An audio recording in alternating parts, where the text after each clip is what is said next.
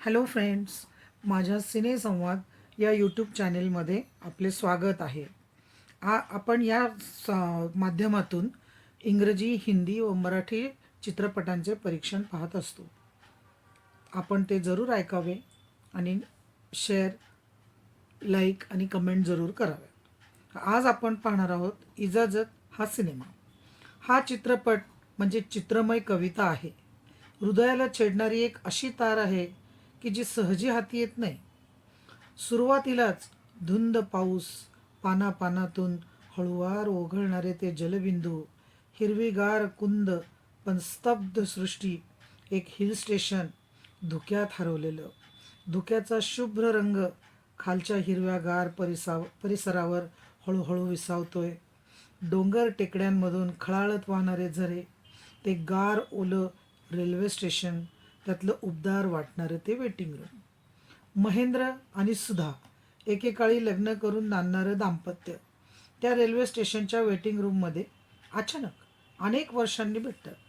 अनपेक्षितरित्या समोर आल्यानंतर हळूहळू उलगडत गेलेला दोघांचा भूतकाळ अलगद पावसासारखा झिरपू लागतो. लग्नाआधीची प्रेयसी माया अत्यंत मनस्वी मुलगी आहे. अनेकदा न सांगताच ती गायब होते. स्वच्छंदी, मनाला येईल तेच करणारी, हळवी, कवयित्री आणि बालिश. महेंद्रमध्ये ती अडकली आहे. मात्र ते कळायला आणि वळायला तिला फार उशीर झालाय. महेंद्रचं लग्न झालंय हे समजून घेण्याची तिची मानसिकताच नाही. महेंद्र आणि सुधा हनीमूनहून परतत असताना विमानातच महेंद्रला वाढदिवसाचं गिफ्ट मिळतं, मायाने पाठवलेलं. माया विमानाच्या मागच्या बाजूला येऊन तुला हाय करून जायचं होतं असं म्हणते. नंतर ही माया आत्महत्येचा प्रयत्न करते. महेंद्र हा एक यशस्वी तरुण फोटोग्राफर. त्याच्या आजोबांनीच त्याचं लग्न सुधाशी ठरवलंय. महेंद्र आपल्या कामात गुंतलेला, पुरोगामी विचारांचा, पण आपल्या आजोबांवर जीवापाड प्रेम करणारा, त्यांच्यासाठी जाणवं घालेन म्हणणारा.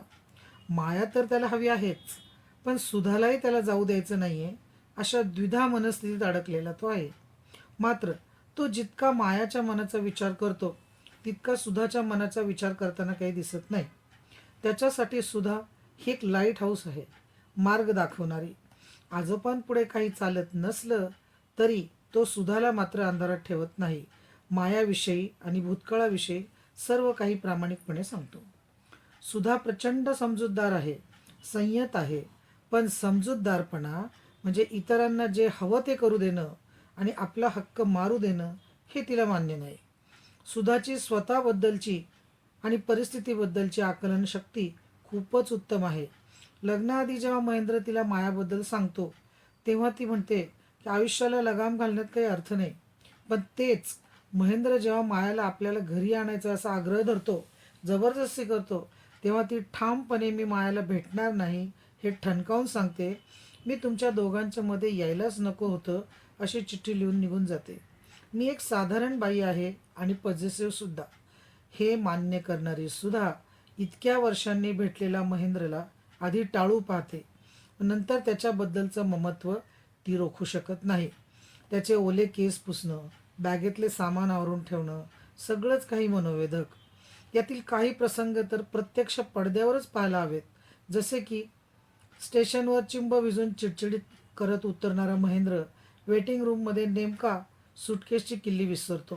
त्याची सुटकेस ज्या ब्रँडची आहे, सुधाची तोच ब्रँड आहे. ती किल्ली चालेल या आशेने तो सुधाची वाट पाहतो आहे. तर सुधाने त्याला आधीच पाहिले होते, पण म्हणूनच ती वेटिंग रूमकडे येणं टाळत होती. सुधाला घरखर्चासाठी पैसे हवे असतात. महेंद्र तिला आपल्या पाकिटातून घ्यायला सांगतो. सुधा पाकिट उघडते तर आत मायाचा फोटो. सुधा नाराज होऊन महेंद्रलाच पैसे द्यायला सांगते. महेंद्र पाकिट बघतो. आपली चूक त्याला कळते, पण काय करायचं न कळून तो मायाचा फोटो पाकिटात पैशांबरोबर ठेवून टाकतो. इकडे पुन्हा जास्त पैसे लागले म्हणून सुद्धा परत येते आणि पाकिटातून पैसे काढते. तर मगाशी बाहेर आलेला फोटो आता आत पाहून महेंद्र मायाला सहजी विसरणार नाही हे तिच्या लक्षात येतं. कट टू वर्तमानात वेटिंग रूममध्ये महेंद्र चहाचे पैसे द्यायला पाकिट टेबलवर ठेवून जातो. तेवढ्या निमिषार्धात का होईना सुद्धा चटकन त्या पाकिटात तो फोटो आहे का ते बघते. घरातला कपडे धुवायला नेणारं धोबी कपडे मोजताना 24 न म्हणता 20 और 4 असं गमतीशीर म्हणत असतो. वेटिंग रूममधला तो जो मास्तर आहे, स्टेशन मास्तर, तो नेहमीचं त्याचं एक वाक्य, आयुष्य एक वेटिंग रूमच आहे. त्यानंतर तो चहावाला, तोही विचित्र. आणखी एक बल्बही इथे आहे की जो बटन दाबल्यावर लागत नाही, पण वैतागून कपाळावर हात मारला की तो बरोबर लागतो आणि आपल्याला हसवून जातो. सुधा जेव्हा लग्नानंतर मायाच्या वस्तू पाहू लागते तेव्हा ती म्हणते, यहाँ सब कुछ बटा हुआ है इस घर में.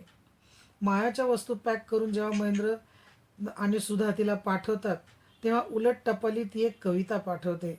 आज 35 वर्षांनंतरही एक अप्रतिम ब्रेकअप गीत असलेलं मेरा कुछ सामान तुम्हारे पास पडा है हे सुंदर गाणं. शशी कपूरचा थोडासाच पण अति प्रसन्न वावर, त्याचा तो हसतमुख दिलखुलास चेहरा. शेवटी त्याच्याबरोबर जाताना सुधाच्या डोळ्यातून अक्षरशः वाहणारं कारुण्य, महेंद्रकडं ओढ घेणारं मन आणि त्याला तितक्याच ताकदीने मागे खेचणारी सुधा. केवळ अप्रतिम. प्रत्येक प्रसंग हा स्वतंत्र बोलण्याचा विषय. हा चित्रपट सर्वार्थाने एका स्त्रीच्या भावना, तिची बाजू, लग्नसंस्थेतील तिचं स्थान हे स्पष्टपणे अधोरेखित करणारा चित्रपट आहे. सुधा आणि माया या दोन विचारधारा आहेत, एक उन्मुक्त, एक जबाबदार. पण प्रत्येक विचारधारेच्या काही त्रुटी आहेत, काही बलस्थानं आहेत. मायाला बंधनात राहायचं नाही आणि सुधाला आपला नवरा शेअर करायचा नाही, आणि महेंद्र त्याला तर दोघी हव्यात. हा चित्रपट म्हणजे स्त्रीत्वाचा न उच्चारता सर्वत्र ऐकू येणारा एक प्रातिनिधिक आवाज आहे, दोन वेगळ्या वाटांचा, दोन समांतर रेषांचा. रेखा, नसरुद्दीन शाह, अनुराधा पटेल या तिघांनीही आपली आपली कामं अत्यंत सुंदर केली आहेत. विशेषतः नसरुद्दीन आणि रेखा यांनी मानसिक जवळीकीतून नवरा बायकोमध्ये जी सहजता दिसते, ती अगदी एकमेकांबद्दल ओढ असते, काळजी असते, ते अगदी अप्रतिम वठवले आहे.